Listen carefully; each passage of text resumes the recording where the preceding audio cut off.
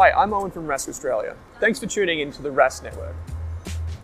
Before we get into today's show, there are a few things we have to go over. Firstly, what you're about to hear and see is limited to general information only. It's not personal financial advice like you'd get from a financial planner. Also, it's important to remember that past performance is not indicative of future performance. That means that anything that's happened in the past, or we say today, is not necessarily going to reflect what happens in the future. Lastly, please consider that any of the guests or myself are featuring on this program may have a financial interest in some of the products or shares mentioned. That's enough from me. I hope you enjoyed today's program.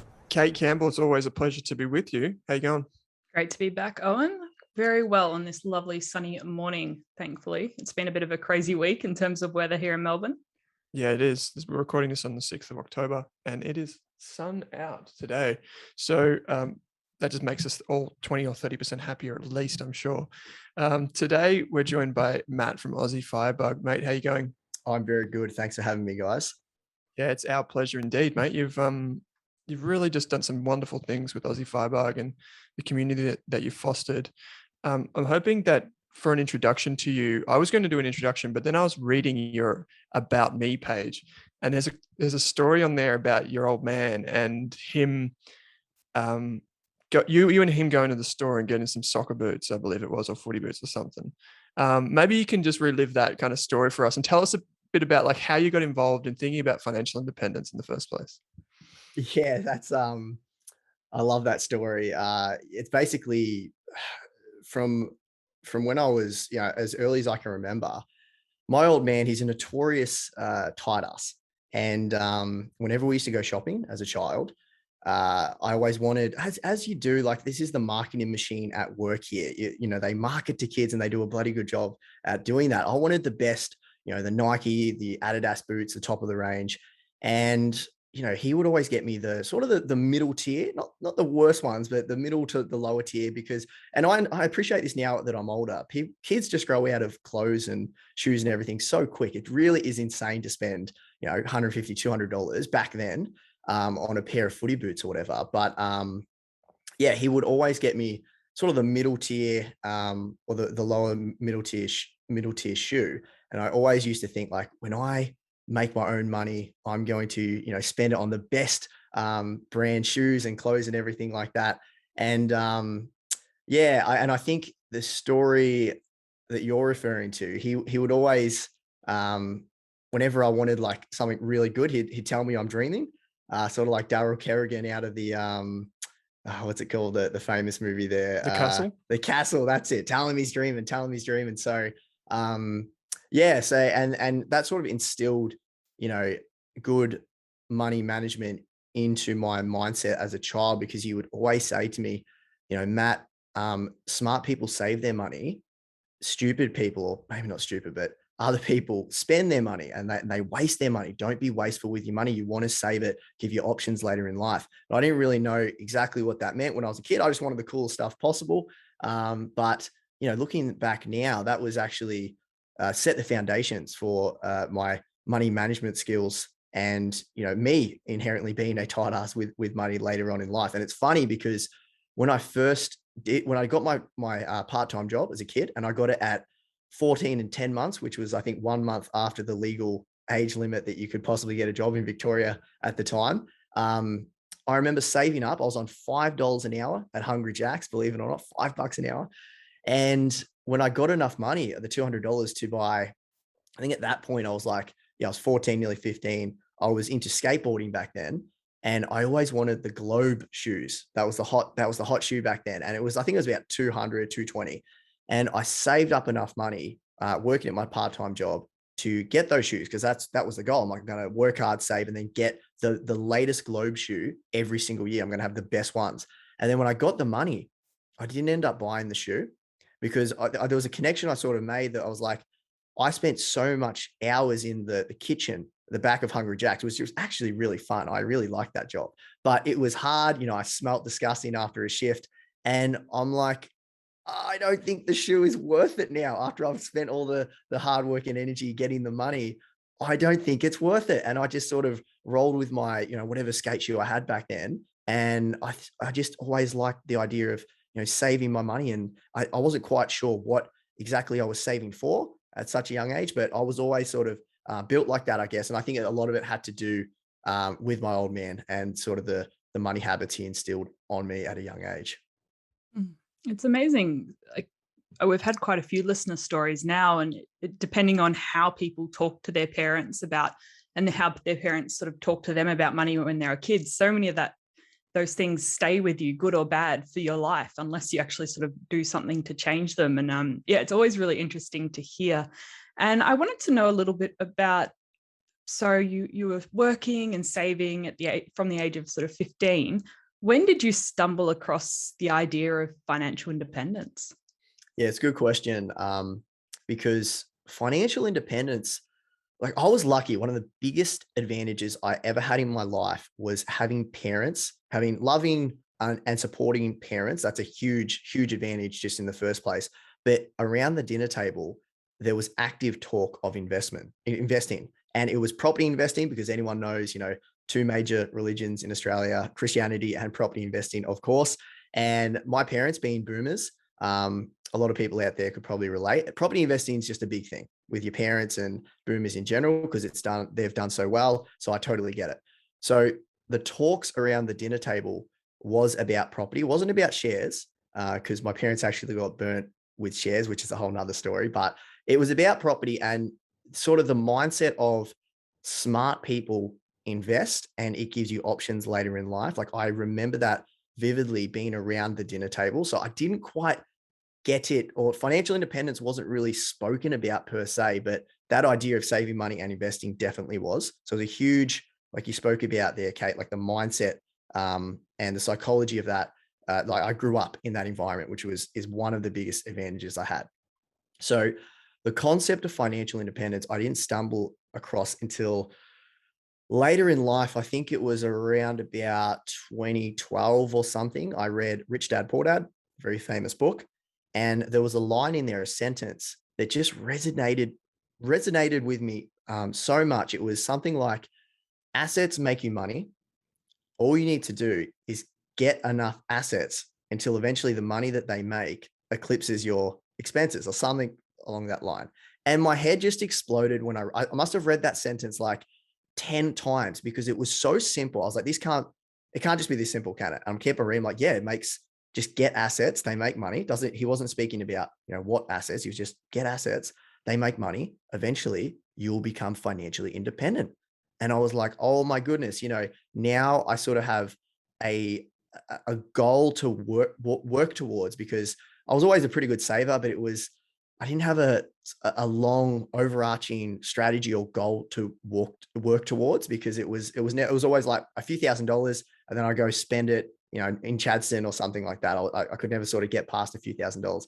And so I had financial independence was the thing that really blew my mind. But a lot of people, and financial independence isn't a new concept. It's been around since probably the dawn of the creation of money. But a lot of financial independence strategies and advice and everything like that is geared towards people reaching it in their 60s, or if they're lucky, in their 50s. A lot of literature is written about that. Later in life, you'll get to be able to retire later on. So that's when I come across financial independence, and I can go on to FIRE if you like, because it sort of rolls into this story. So yeah, financial independence, I was, that's cool, but it's still 4 decades away. I just started full-time work. And then I come across this blog, and I'm sure a lot of people in the FIRE community out there listening can relate, Mr. Money Mustache. Now, what Pete, he's probably the leader of the modern day FIRE movement, I would say. And there was Vicky Robbins in the 90s who wrote a little bit about it. And there was blogs before Mr. Money Mustache. There was Early Retirement Extreme, JL Collins, a few other ones. And I actually come across those blogs back in the day, but I remember reading Early Retirement Extreme, for example, which was essentially the same thing that Pete at Mr. Money Mustache was writing about, but he was very extreme and true to his name. And I could never relate to it. And he wrote about things, and it just seemed so abstract, and that was a life that I would never want to live. So I'm just sort of going to can it. It's a very interesting blog, whatever. But Pete wrote a few articles, And probably the one that sort of, exploded my mind again was the shockingly simple math to early retirement. And he sort of unveiled the math and the investing behind how he was able to reach financial independence at 30 realistically, without inheritance, without a extremely high paying job, although he did have a very good paying job. But it was so it blew my mind so much. I remember reading it, and that's such a great blog article. I'd encourage anyone that wants to look into FIRE and how it works to read that article. That completely changed my trajectory of life pretty much, because I had a new goal to work towards, because I just started full-time work at the end of 2011. And I think I stumbled across Pete and what he was writing about in like 2013. And up until then, like I'd invested in an investment property. So I was sort of on the way to financial independence, but it was still decades away, because that's what I was thinking how long it was going to take. And then what Pete was writing about was like financial independence on steroids and how to practically actually do it. And the reason I think he's so popular and the way, like, I think he's the leader of the modern day FIRE movement is because a lot of people think FIRE is a financial thing. It's a, concept about finance. It's actually a life philosophy. And what Pete was writing about first and foremost was how to live a great and happy life. And it just so happens that money plays a super important role in that, in modern day society. So that was a long-winded answer, Kate, but essentially that's how I come across financial independence and FIRE. It's amazing how many people's lives have just been changed by that one blog that he wrote. And like so many people, I've sent that link to so many people, and we'll include it in the show notes because I think it's worth listening. And I definitely included it in our free FIRE course. But I think there's so many resources now, and as you mentioned, it is that lifestyle, because it's not something that happens overnight. You can definitely speed it up. So it's not something you have to wait until your 60s to achieve, but you have to kind of build that mindset of all those elements of financial independence and investing, and sort of investing in what you love with your time and your energy. And I think another thing I wanted to talk to you about was a bit about your motivation and what you sort of learned along the way, because like a lot of us discover the idea of financial independence, but it's not until something sort of clicks inside that we can motivate ourselves to work towards this pretty extreme goal over 10 or 20 years. Yeah, totally. My main motivation was getting back my time. That was the main motivation. And the story behind that was I started full-time work at the end of 2011. And I don't know about you guys, like Kate or yourself, Owen, but I remember when I started full-time work in the corporate world, it hit me like a ton of bricks. The first 2 weeks I sort of knew when I was at uni, everyone goes off, they work 40-hour weeks, and that's a lot of hours in the week. But I guess what I didn't know, or what they don't tell you, is all the hours and time and energy preparing for work, de-stressing after work, commuting to work. So it's not just 40 hours. It's a lot more than that. And I just remember the first 2 weeks, I was a pretty, I was a young, fit, healthy guy. I was exhausted. And I guess you do get used to it. But I just remember thinking, there is no way that I want to be doing this for the next 40 years. Like you're telling me this is how people do it for the next 40 years. And I could see the writing on the wall. I could see people at work that had just had a family and things were starting to slip, things that were important to them, their health, their fitness, maybe playing footy, maybe, going golfing every Sunday, whatever it was, they couldn't do everything. And then I could also see, as I progressed in my career, that you took on more responsibility, more things were expected of you, higher stress, higher anxiety, all those things come into play. And I was like, there's no way I want to be stuck in this cycle. I refuse to accept that this is just how people do it. There's got to be a better way. And that is sort of when I started to Google, and I picked up books about financial independence, and I read Rich Dad, Poor Dad and everything like that. But my main motivator was getting my precious time back in the week. I didn't ever want to have to lose any more time, because I felt as a young free person that enough of my time was being taken away by this job, which By the way, I want to make very clear, I quite liked my job. It's not like I hated my job back then, but there was just a lot of BS, a lot of meetings, a lot of things I wasn't interested in. I was probably say like 40% of my job was great, interesting, problem solving, like the technical side of it. Love that. All the other crap, no thanks. And I didn't like that I was, that, I had to be here. I felt a little bit trapped, and I just invested in an investment property. So I had that looming over my head, this massive amount of debt that I'd never seen in my life. I'd just taken that on, even though the property was pretty much neutral. Cash flow was a little bit negative. I felt a little bit trapped, and I was like, I got to get out of this situation. And surely there's a better way. And I discovered that there was, and that's it. I don't think you're alone in that at all, mate. I think it's a reasonable thing. I speak to some people that are in retirement, right, or approaching retirement, and it's interesting to figure out, if you're so bold to do it, how much of your life you actually spend at work, or in your case, so you said preparing for work, just in and around work, and it's a substantial part of your life. And so I think for me personally, it's slightly different. Like, I try to just maximize my happiness and do what makes me happy while I'm working, because it gives me a sense of purpose as well. So totally not alone in those feelings and those sentiments. I guess one of the questions, Kate, I know you wanted to ask. Maybe I'll let you ask this next one. Yeah. So I know you publish a lot on your blog as well. And so anyone who wants to sort of read your progress documented over many, many years can actually go and kind of see a historical representation of that. But I wanted to know how close are you to achieving your FIRE goals, and how did you kind of work out what was enough for you? Yeah. So there is, and I'm sure a lot of people have heard this, and if you haven't, there's heaps of literature out there. But there's this thing called the 4% rule.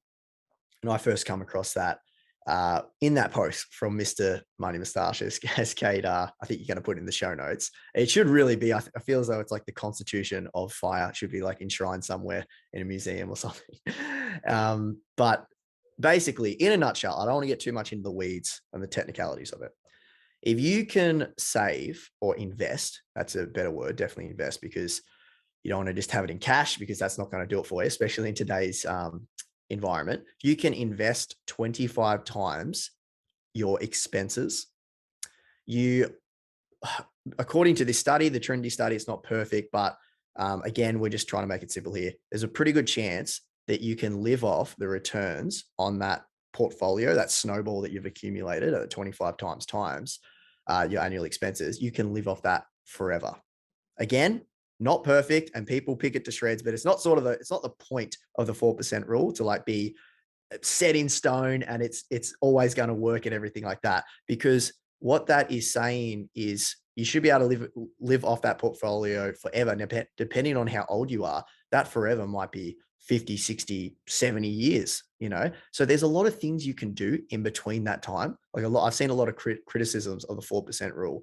And it's like, come on, if there's a big market crash straight after you pull the pin and stop working, there's things you can do. Sure, you can tighten your belt.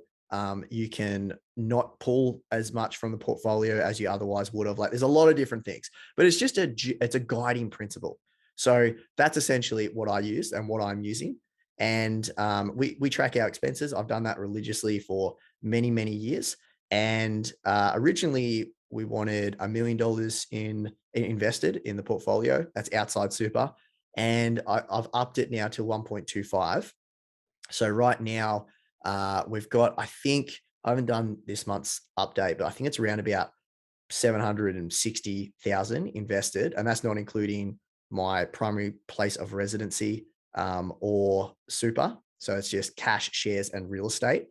And we want to get to 1.25. So I'm actually in the middle of selling our last investment property, but it will be determined largely on market returns. So maybe like 1.5, 2.5 years away, depending on how the market does it. But to be honest with you, I'm sort of living the life right now that I want to live regardless, because I've reached the point now where the portfolio, the returns of the portfolio are eclipsing what we can actually put into it. So we aim for roughly $5,000 a month to like shovel in cash on the snowball to grow our portfolio, our FI portfolio.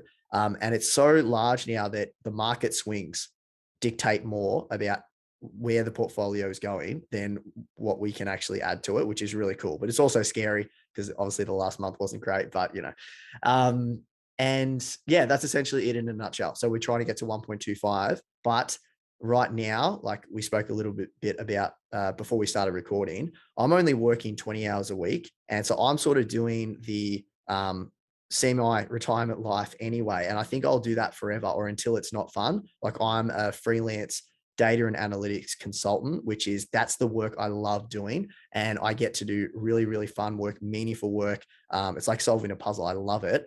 And I don't have to deal with like the bureaucracy and the BS like office politics because I'm a consultant now.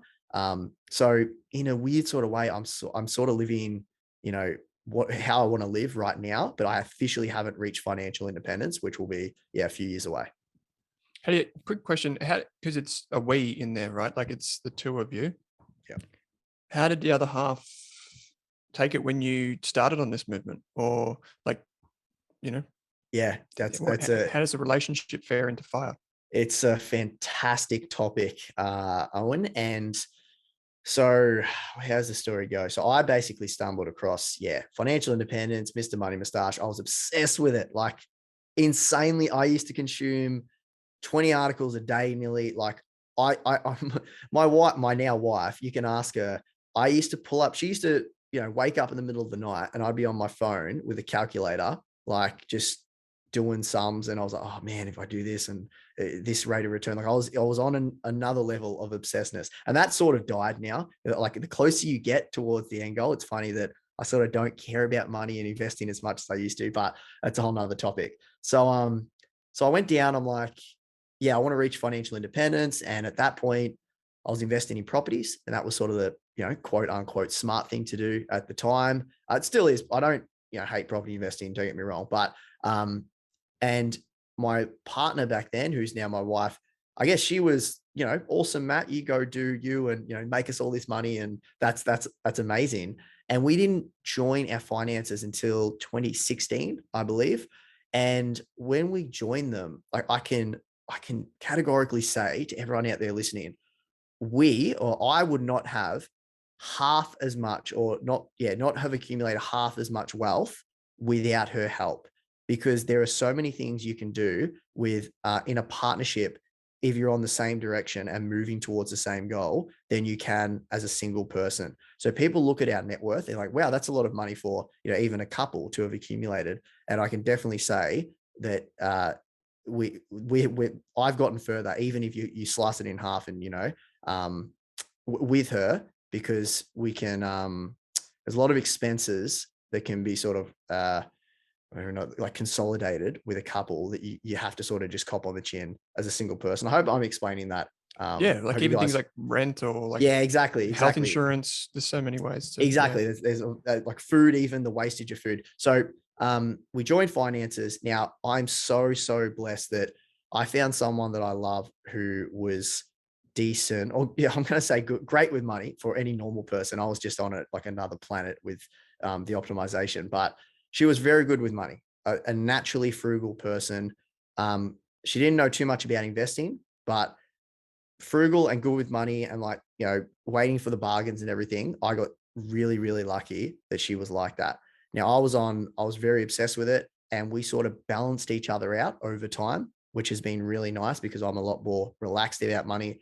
Back in the day, I used to set hardcore budgets and try to stick to them religiously. I don't do that anymore. We've got to a equilibrium of like where we just sort of spend our money and we know roughly how much we're going to spend, and it's just sort of happened. It's really, really nice at the moment. So I never really put any like hard restrictions on her or anything. Like it was more about how much am I going to spend and how much am I going to save, even though we did have joint finances. And I guess we're just sensible about it. Like she buys whatever she wants, I buy whatever I want.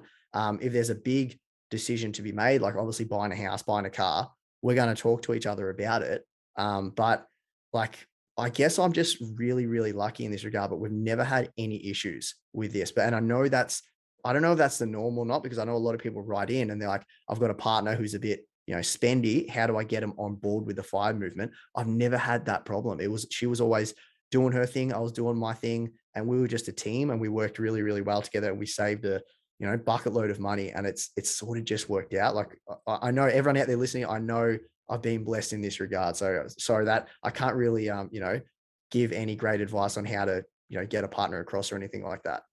So you've never, I was going to actually follow up on that. So you've never found like good advice or strategies that help get a partner on board with the FIRE movement? Like, is there any of your, because I know you got a huge community right around you and Aussie Firebug. Yeah, it definitely is a question that pops up all the time. Like, I see it and I can never really, I don't have too much experience. Like, honestly, hand over heart, I can't say that I really have a great strategy on how to get a partner across. Like, it'd be tough. All I could say is that there's nothing worse than sort of forcing people to do something that they don't want to do. Like, if you're gonna, I would sort of say, I guess one thing I could say is my wife at the start, this is so funny to talk about now, but she didn't really believe it was possible. Like, when I was talking about this and I was obsessed with it. So I'm talking to her about, hey, check this out. We're going to get to a point where we don't have to work. She revealed to me later on in life that she was like, I just thought that was a pipe dream. Like, I didn't actually think we would actually get anywhere near it. And I guess if you explain to your partner what is your ideal life, and then how does money as a tool help build that ideal life, I think that would be a better way to go about it. And I think people can, like, especially if you're trying to get someone on board, the idea of saving and sacrificing, because that's what you might have to do. I don't recommend it. I think if you're going to, adopt a FIRE lifestyle, you really want to change your mindset about how to live an awesome life whilst being super, optimizing all your expenses and being, naturally frugal. But there are some people that just want to sacrifice a little bit to then live a better life later on. And if you're going to do that, I'd say that don't aim for like full financial independence, because it might be 15 years away or, something like that. But try to aim for 1 or 2 days off a year, because that's really, really possible after like 3 or 4 years, depending on, there's a whole bunch of variables there. But if you only need to shave 1 or 2 days off to be way more happier and live a fantastic life, then a couple years, 3, 4, 5 years of investing and saving and maybe sacrificing a few holidays here and there is really realistic for a lot of people out there. You just got to, know what you're doing and like do the right strategy and understand the math behind it. And I think that would be an easier pill to swallow for a partner. That's great. That's great advice, mate. I think the hardest questions that we get as people that are involved in finance come back to relationships, not just with other people, but with things as well. So, which FIRE obviously touches on all of that. So, our listeners will be really keen to know, how do you basically go about investing your money to achieve FIRE? So you mentioned before that you're in the process of selling an investment property, and you made a comment before that you don't necessarily, don't hate property, you're not like anti-property or anything like that. But can you just describe maybe how your strategy started and where it's at now? Absolutely. Interesting story. So, like I mentioned before, around the dinner table at my house was all about property and smart people invest in property. We'd talk about, I got 2 older sisters. If one of their friends had been or bought a property, it was like, wow, they're doing well for themselves. And look at, this person go, even though we had no idea about, their finances there. They could be, swimming in debt. They could be, $400 a week trying to pay back repayments. None of that mattered. It was just about how many properties they had. So I wanted to be a smart person. So I bought an investment property at, I'm going to say like 23 or something, 24. And it was just before the first home buyers grant was ending, because back then it actually, dried up. I think it's back now, isn't it? Or you get like the stamp duty off or something. But back then it was just about to end, and I got in literally like the day before it ended. And I was on the road. So as I said, I read Rich Dad Poor Dad, but one book I failed to mention in the previous story was, I was convinced that my road to freedom was through properties. It wasn't through shares, because I didn't know about shares back then. I thought the share market was a casino. I thought you put money in, it goes down. You know, Elon Musk tweets this, Donald Trump tweets that. It's crazy. It's all over the place. It's like, no, I'm not going to do that. You know, you need a master's, you need to be a professor of investing. No, not for me. I understand property. I can see it, feel it, all that good stuff. So I read a book I read heaps of property books, but my favorite author was Stephen McKnight. And he's very famous for the extremely clickbait title, 130 properties in 2.5 years, which is just insane. And trust me, everyone out there listening, this guy's actually legit. I've been to seminars that the strategy that he did, and he actually did buy 130 properties in 2.5 years, but it is so, the strategy he used, you can't use in today's market. Like, he got in at such a unique time, and the strategy was so niche that it was like basically like no one else could have possibly done what he did. But anyway, that's a whole nother story. So I was Mr. Property back then. I was all about property. I used to, anyone at the pub, you want to talk property, and it's a good conversation starter, isn't it? Like, you've been to the pub and you talk friends, like property is the barbecue talk. So I was on the road. I got up to 3 properties before I maxed out my lending capacity. And I was basically, the strategy, this is such a classic strategy. It was like, I'm going to buy 10 properties, sit on them for 10 years, sell half, live off the rent. Easy, right? Like, everyone's doing that. It's how heaps of boomers have got rich. So I got to go for my number 4, and I maxed out my lending capacity. And, you know, I was obsessed with this goal, financial independence. I'm like, well, I'm not going to let that stop me. So what other options do I have?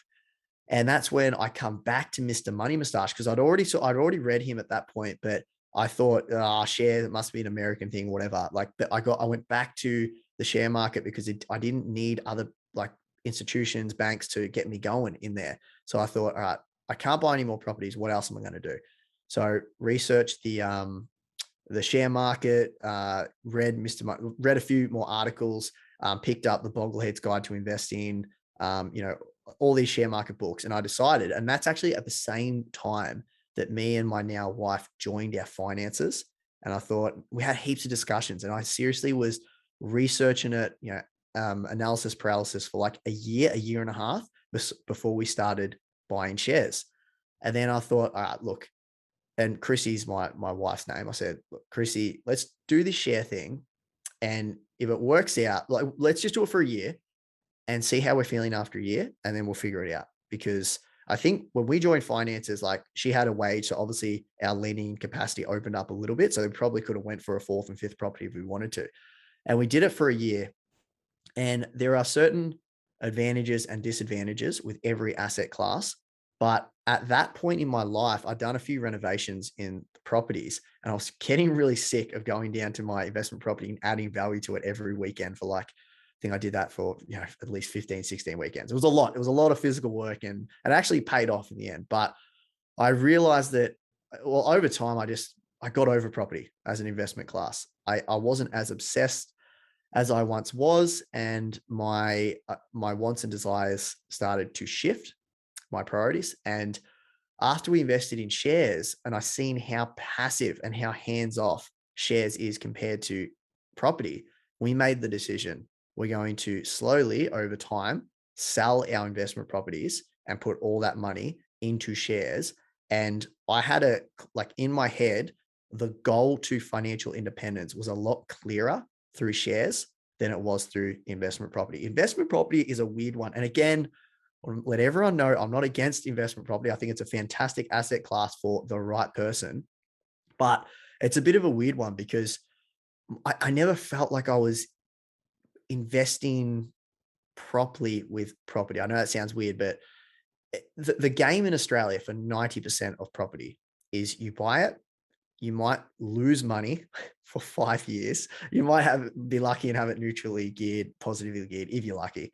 Rent might rise a little bit, but the real payoff is at the very end. Now, I know you can withdraw equity and you can bankroll that onto the next one. I did that. Like, I understand all those strategies, but it never sat well with me, that type of investing. But when I invested in shares, it just clicked. I don't know, I guess you either lean one way or the other, or, there's different asset classes, but with shares, I just like the idea of starting with this little snowball, and you keep piling on snow. It gets bigger and it gets bigger. It starts rolling down the hill, and then market gains, and you get the capital gains. And then 4 times a year, money arrives in your account through dividends like magic. Like you haven't even done anything, and it just like you get a little check.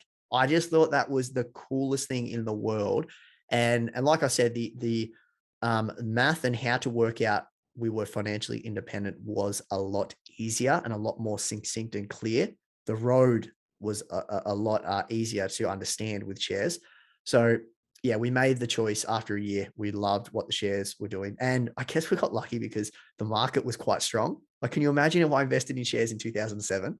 And this is where timing is everything. Timing's everything in our, so anyway, we really like shares, and we made the decision. So we're going to sell out the property. We were done with them. I didn't want to actively manage them anymore. Still love it as an investment class. I want to make that clear. But we were more geared towards passive investing and then following our passions, like obviously working on my business now, the freelance business, and doing my Aussie Firebug podcast and blog and everything like that. So yeah, that's the story. And our last one is in the middle of being sold right now. Cool. I love it. It's a really, really interesting thing. And I think a lot of people can relate to that feeling that you had around not feeling like you're doing it properly. Because we look at people on the news, right? And they're like finance people, they wear shirts and they're talking about really complex things and financial markets and all this type of crap.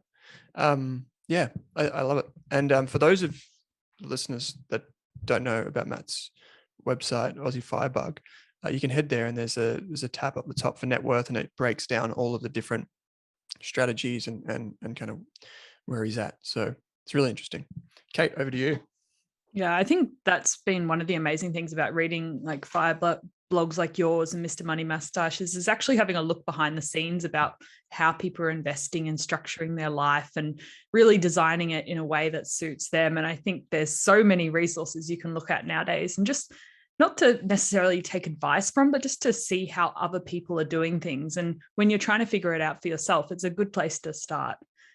And I just wanted to talk to you a little bit about what you think the hardest part of working towards financial independence has been for you. The hardest part, I would say at the very start, this is sort of counterintuitive to think about, but I almost wish I didn't discover FIRE at the very start of my career, because I was quite, I'm not going to say depressed, but I was quite like upset that it was going to be so far away. And it actually made me hate my job a little bit at the start. Like I was quite liking my job, and I don't know, there's something about like, okay, this is my life for the next 40 years. It could be worse. Like this is fine. It's quite good actually. And then I'm like, oh, there's this thing called FIRE, and you can do whatever you want, and you can have all this time and freedom and options and days off. And this is amazing. Oh, it's like 10 years away. It's 15 years away. And now I'm like, slumping in my chair, and I'm like, this is crap. Like, hurry up, time, So that was I guess the mindset of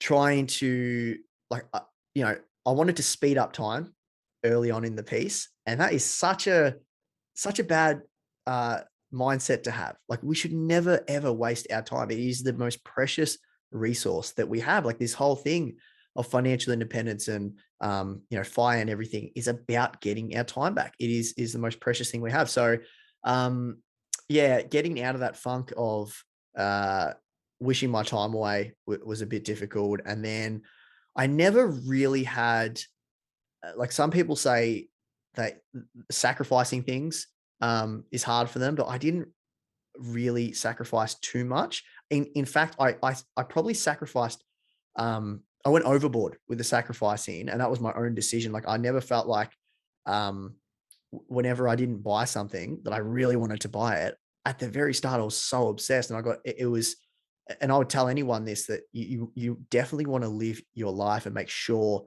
that you're doing things, especially, early on in the piece, because there's certain things you can never, ever get back in your life.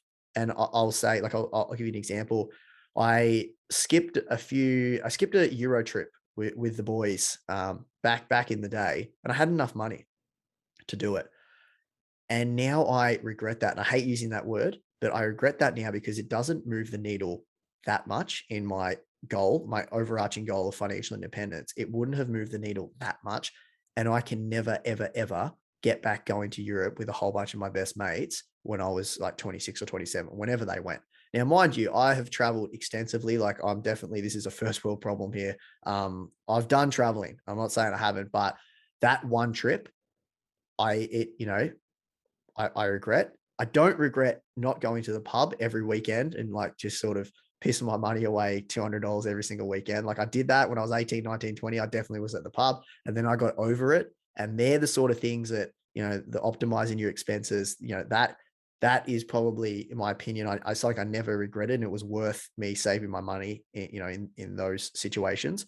But there's certain situations, and it's going to be different for everyone out there listening, where you just need to have that fine balance. So yeah, I hope that answered your question. I think probably the sacrificing is the hardest, but I never felt like I sacrificed too much, if that makes sense. And I think it's really important not to put your life on pause for 10 years while you're working Yes. towards financial independence. You've got to sort of design a life you want to live on the way. 100%, 100%. And Kate, can I come back to something that you mentioned earlier about my net worth post and everything like that, and like having numbers and things that you can tangibly see and understand how they reached a point? Because I want everyone to know that yes, I do put our my wife and I's net worth out there online. I update it every single month. And the reason I want everyone to know that the reason I do that is it was a little bit selfish, because when I first started back in 2015, the blog, everyone was writing about this FIRE thing in America. There was no FIRE blogs in Australia. And I wanted to know if this concept of extreme early retirement and financial independence at such a young age, it was actually applicable and doable in Australia. So I started writing about it and I started putting myself out there, full transparency, how much we were earning, how much we were spending, what we're saving, what we're invested in. And I did it for a few reasons, but one major reason was so really smart people would pick it apart. It was actually selfish. I was like, hopefully some smart people, some accountants, some, financial planners, whatever. And that's totally what happened. And it's funny because some of the best parts of my articles are actually in the comment section. They're not even in the article. It's like these really, really clever people, and the community has told me what I'm doing right and wrong. So I just wanted to make that clear. And there's nothing worse, well, for me anyway, when you read some stories on like news.com or, money.com, whatever, couple 25, 26, just purchased 15th investment property. See how they did it. And you read the article and it's got absolutely zero information about whether or not their parents helped them out, whether or not they got an inheritance, whether or not they're on $500,000 each in income a year. And then conveniently, most of the time at the end of those articles, see how Joe and Linda did it. They've just now started a property investing company or something like that. And it's almost convenient that it's like some sort of advert. So I didn't want to be one of those people to be like, it's not a brag thing. I just don't want to make that clear that I didn't want to just put myself out there. Hey, look how much money we've got. Look at, I wanted to show people how we actually did it. Some numbers, some facts, some data. And I just wanted to make that clear. That's completely reasonable. Thanks. No, I think it's important because there's always, I feel like it's every week on Twitter, someone sharing, there's another one of those articles where 23-year-old buys property, but entire deposit given by parents, so they didn't actually save anything. I know. That's exactly, I didn't want to be one of those people. So and I always used to read those articles and I was like, this is amazing. These people, this is where I want to be. Tell me how they did it. And you could never, ever find about how they did it. And it was always about, hey, if you want to know, join this company, pay all this money, and pay all this money will reveal our secrets. I'm thinking, if you're financially independent, why are you charging people money? But anyway, that's a whole other thing. We've probably got time for two more questions. It's been an awesome chat so far. So hopefully these two end on a good note. Kate, what's your final question from that? I think when people hear about the idea of financial independence, there's a lot of sort of myths or sort of rumors floating around. And I'd love to know if there's any myths about the financial independence movement that you'd love to dispel on this episode. Absolutely. I'm so happy you asked this question, Kate, because I've got two. The two big ones, everyone trips up about this. And the first one is, and I forgive majority of people because it's in the bloody acronym. It's the retire early part of FIRE that everyone gets tripped up on. And what they think of, they might read, hey, these people are like saving all this money and then they don't want to work. And that's completely not true. I've yet to meet one person that has reached FIRE or is on the way to FIRE that doesn't want to work. And again, I forgive everyone because the word retirement has a certain connotation to it. So probably is not the best word even to describe what we're trying to do, but it's a catchy acronym. So, we're stuck dealing with it. So to me, the retire early part of FIRE had always been about retiring from the rat race or the cubicle. It was never about work, meaningful work, something that you're passionate about that brings you meaning is awesome. Awesome. I'm doing that now. I want to do it till the day I die. And every single person that I've met wants to do meaningful work. Every single person. In fact, most of them, when they reach financial independence, that's what they do. They quit, they retire from their job and they go on to meaningful work. Now, whether or not that's paid or unpaid doesn't matter.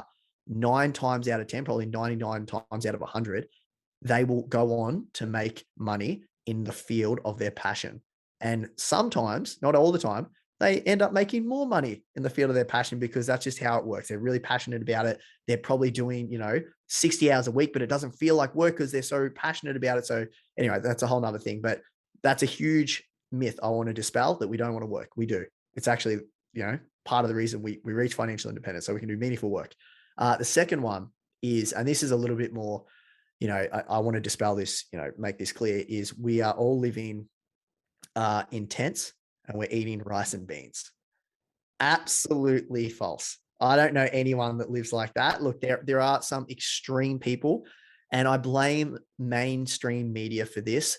Whenever they run a FIRE story, they will get the extreme people. It's no different to a lot of other niches or a lot of other movements. They'll interview someone that pretty much is living in a tent and eating rice and beans, and everyone thinks that everyone that's doing FIRE is doing that. Here's like the deal, basically.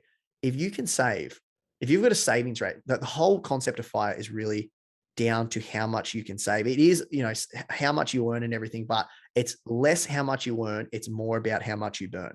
If you've got a savings rate of 60%, I think the math is you can retire roughly, or you can reach financial independence in roughly 10 years, right? So optimizing expenses is by far the biggest bang for your dollar. And then like increasing your income is obviously very important.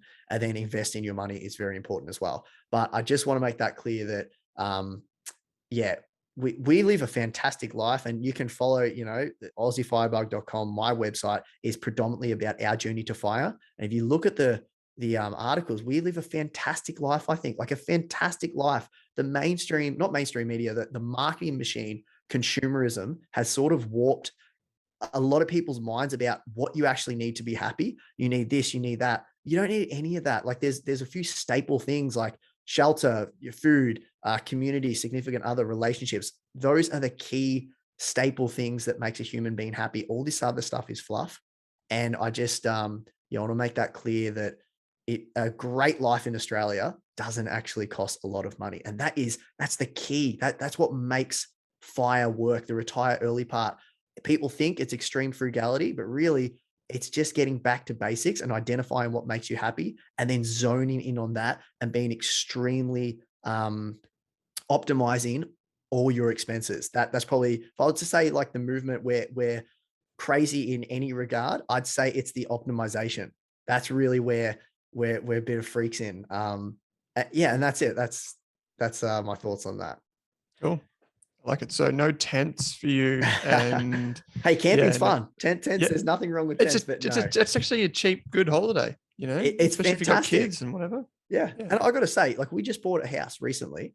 We bought a 4-bedroom on a 700 square meter block that cost $500,000. Now I know, people in Sydney and Melbourne are probably like, oh my God, that's so cheap, but that's a lot of money.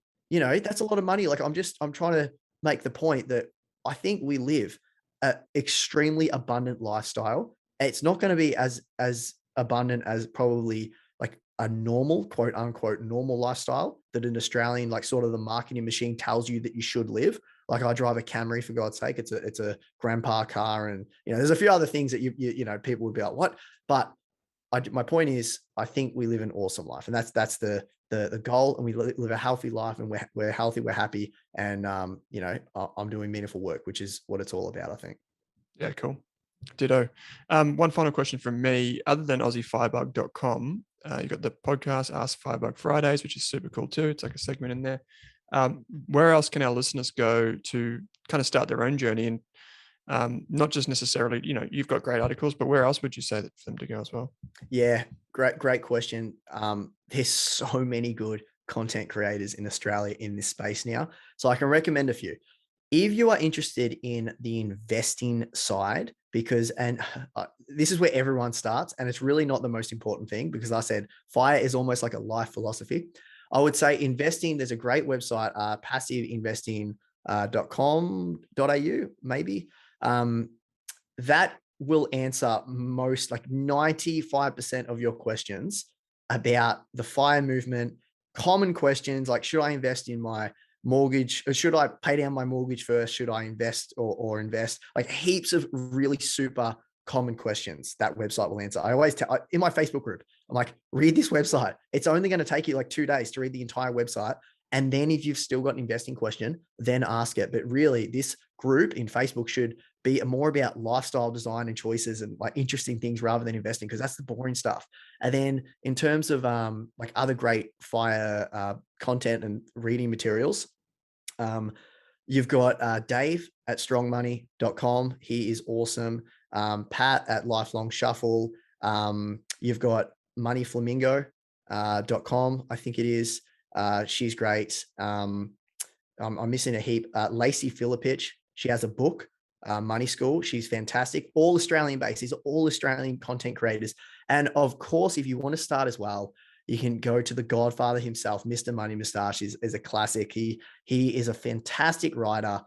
You can't really go past him, but he's actually Canadian, but he's living in America. So a lot of the stuff he's writing about isn't going to be applicable to this audience, but he's fantastic because the concept and the principles of FIRE, they're country independent. They work everywhere. So there's some great resources that people can look at. Cool. We'll provide all the links to those. I think Kate's mentioned them in the FIRE course that she's created too. Oh, in the FIRE course, of course. Yeah. As well as as well as your website. So we'll provide all the links there to the podcast. It's great to see it, mate. Crack the top 10 in business. I did. I actually, I seen, I don't even know if I'm like anywhere close at the moment, but I remember it might have just been after you come on, Owen, or one of the podcasts that was doing quite well. I've seen the stats and I'm like, oh, I'll check the top 10 now, because I know the algorithm like favors, more content constantly. And, so I had a look and it was, the Aussie Firebug podcast got in the top 10 in iTunes business. And I was like, wow, this is insane. So yeah, it's a real deal. Well, yeah, look, I would have never imagined in a million years that, because it's such a niche topic. Like I think personal finance is such a big umbrella, and FIRE has to be at one of the most extreme ends of that umbrella. So for my show to be a top 10, I feel blessed and humbled, and, thanks for everyone out there that has supported the show over the years. Truly blessed. I'm sure you'll get a few more listeners out of this, mate. So thank you. Thanks for joining Kate and I on the show. We really appreciate it. No worries. It's been a pleasure to be on, guys. Keep doing amazing work. I love this podcast. It's always on my downloads in my Spotify. So hats off to you. Thanks, mate. And Kate, as always, thanks for joining me. Thanks, Owen. Thanks, Matt. Cheers.